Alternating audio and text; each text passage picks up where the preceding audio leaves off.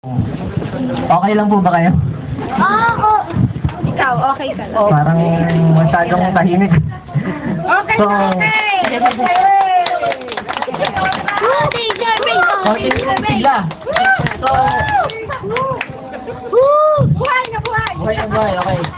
So, ito nga pala si Ate Lizelle. Okay, pagpasensyahan nyo na kaming dalawa, kasi first time po. Ate, videohan mo. Hello, pagpasensyahan nyo po, pero i-give naman namin yung best namin para sa birthday natin. Okay. Konting intro lang tungkol kay Charmaine. 11 years ago, nag-debut po ako. Ano po yan? Quiet po nga. 11 years ago, nag-debut po ako. Kaya nga po parang sabi ko nga, bawat taon, nakikita ko, nararamdaman ko na tumatanda ako. And 11 years ago, meron ako flower girl. Yung flower girl na yun, siya si Charmaine. Si Charmaine, ayaw yata. Ayaw yata. Ulit ko sa yung flower girl. Okay.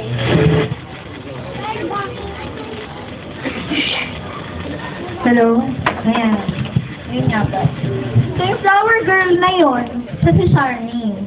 Lagi ko siya tinatawag na Charmaine Ruth. Kasi diba ang cute ng name niya. Parang petite, tapos may dimples pa. Ang cute yun. Parang doll, diba?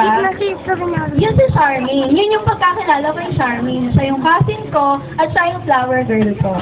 And after 11 years, medyo nagkaroon yata kami ng gap kasi lumipat siya. Diba? Lumipat siya. So, hindi ko masyado nang nakilala, nasubaybayan yung paglaki ni Charmaine. And, iyak talaga. Smart, diba? Hindi. Parang, natutuwa lang ako kay Charmaine dahil siya yung tipong ng bata na kahit na lumaki siya, parang bata pa rin. Pero sana, dahil 18 years old na siya, talagang parang nag-agent candles, Hindi, parang sinasabi ko lang din na si Charmaine, yung bata pa rin siya ngayon, pero, yakot pa ulit, diba? Kasi dapat, matured na dapat pag-ibig. Flower girl ko din. Okay? Ayan, tingnan mo Ate Lizelle. Di mo ginawa mo kay Nanay Senny. Tignan mo. Wala. Lahat pa uwi star pa lang naman yan And yung flower girl ko kasi, flower talaga siya. Kasi flower siya na nag-bloom na kasi 18 years old na siya. And ipapresent po namin ang ating debutant, si Charmaine Ruth Apostol. Wow!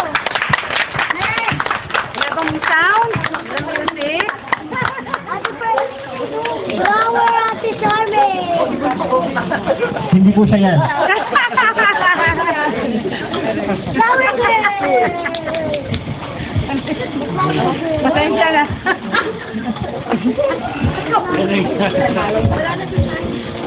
Asan na?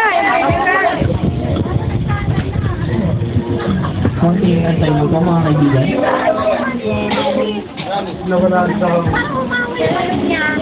Nandiyan na po siya. Umawa? Oo, sa mas na lang umawa. Ayan na po. Charmaine Ruth Apostol. Wow, flower girl! Ruth Vernet. And without further ado, Wow, bakit na dalawa? Wow,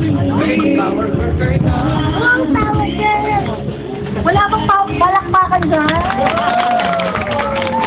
Uy, ako yan! May nga nang nakifeel mo yan. Hagar.